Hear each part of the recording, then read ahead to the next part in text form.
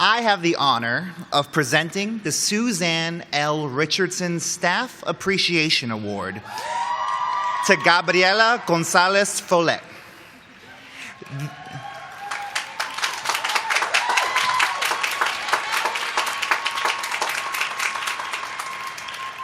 The award recognizes a single staff member for her commitment to the student experience and her concern for the life and work of HLS students.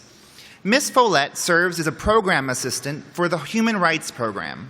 Several students who participated in the International Human Rights Clinic have told me that she is a tireless advocate and friend. Ms. Follett also has been a staff supporter of the Reclaim HLS movement. Last December, she wrote a moving opinions piece in the Harvard Law Record in which she said, "It's my job as a staff member to serve the HLS community. But just because I serve does not make me a servant. Many people at HLS understand this. But in an institution that has a strong caste system with very few people of color at the top, it is inevitable that some individuals treat staff as the other." A local Latina, Ms. Follett grew up in Dorchester. In 2013, she graduated from the University of Vermont, where she served as a diversity recruitment admissions counselor. She later planned and implemented recruitment activities in Brooklyn, Bronx, and Queens, and she coordinated various student diversity programs, including a bridge project that focused on providing support for students of color at under-resourced high schools in the Bronx. Ms. Follett has a passion for supporting and mentoring low-income students of color and wishes to increase the recruitment and retention of students of color in higher education. She is currently pursuing a master's degree at the Ed School to achieve her professional goals.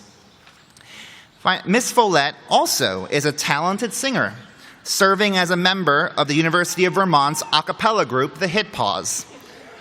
One HLS student told me that Ms. Follett sang at Reclaim HLS's Belinda Hall commencement earlier this month, and that her impactful voice gave the attendees strength and courage during the event.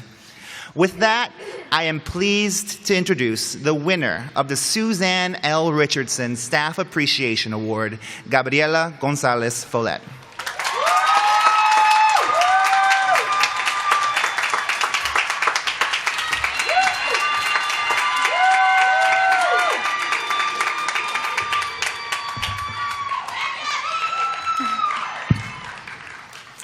I just need some water. Hi, fam.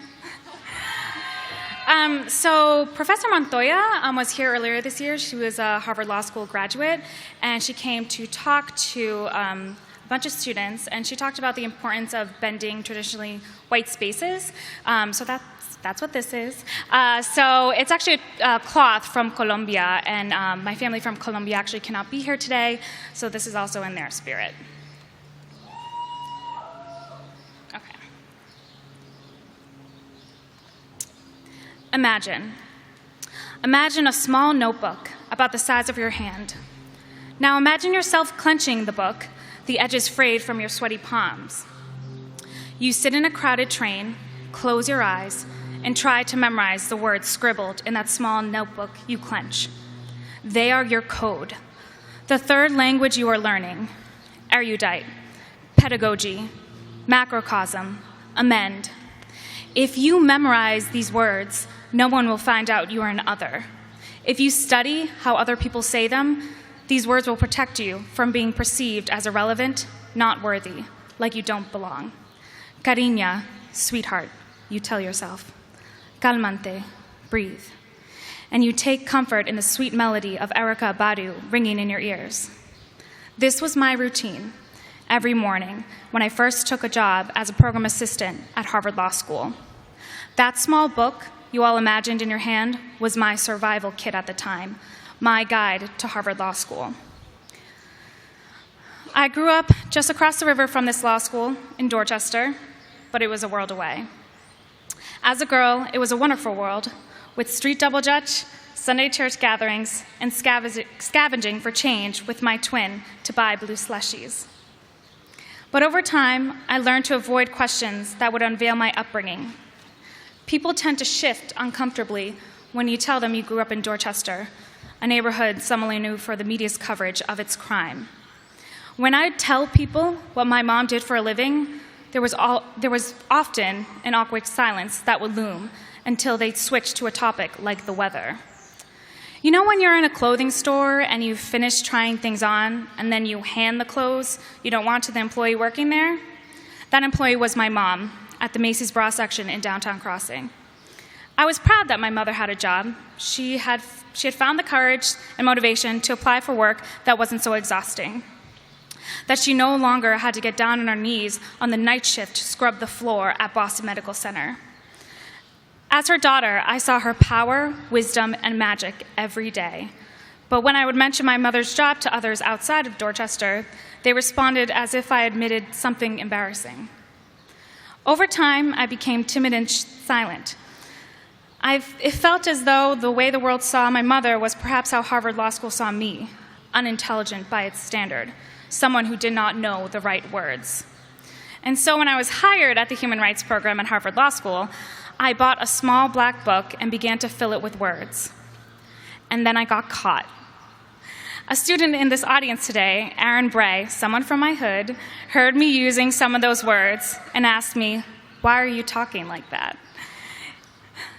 And it got me thinking, why do I feel so ashamed of where I came from? Why do I give these words the power to define my voice? I knew my voice was strong and true. I'd use it in the college admissions process to advocate for students of color from the Bronx. I'd use it to campaign for gender justice at the Women's Center at the University of Vermont. And I'd use it to speak out here in Boston against the Olympic Games coming to Dorchester and further gentrifying my neighborhood. But at Harvard Law School, that voice was gone, and I didn't know how to get it back. Until one day, when the HLS community had a gathering to talk about systemic racism, and another graduating student today, Ki'in Kidis Ellen Gassessa, stood up to talk. All semester, she'd seen beyond the recommendation letters I was filing and events I was organizing to ask my opinion on current events and racial justice. She encouraged me to post on Socratic Shortcomings, a blog created by students of color to share stories about identity and diversity at HLS. She showed me that my voice mattered. Now, there she was, standing in front of several hundred of her peers and teachers, advocating for staff to be included in discussions and decision-making about how to improve HLS for people of color. At that moment, I set aside all my fear about showing my true self and stood up to speak without using any of the words in my book. I haven't looked back since. So I want to take time out to thank those two students right now for inspiring to use my own voice and my own words for what I feel is right. In Reclaim Harvard Law, the school-wide movement committed to racial justice, I found my people. In that space, I didn't have to take out my little black book. I brought my true voice. So did everyone else. It was an organic, improvised kind of learning. We read articles, watched plays, heard poetry, and discussed how to apply radical theories to our daily lives. It was beautiful. It started with struggle, and the struggle continues. But at the heart of it all, it is about love and community for people on campus now and in years to come. The magical Maya Angelou once said, "People forget what you said, people will forget what you did, but people will never forget how you made them feel." Thank you, class of 2016, and most specifically, Reclaim Harvard Law, for making me feel like I mattered, beyond my job description. Thank you for challenging me to let go of the assumption I made about you all, that you were all privileged people who would define my worth by how many words I knew and pronounced correctly in my little black book. Those assumptions had been placed for years, and you managed to dismantle them in the space of a semester. If you can do that in a semester, think of what you can do by listening to and valuing the voices of others around you, the people who don't know the words in the book. The people who have different kinds of knowledge that comes from immigrating from Bogota to Boston, working the night shift to support her 4 children, and raising those children to stand up on stage at Harvard Law School and speak in their own true voice. My mother and I never thought that knowledge would be valued. Thank you, class of 2016, for saying with this award that it is.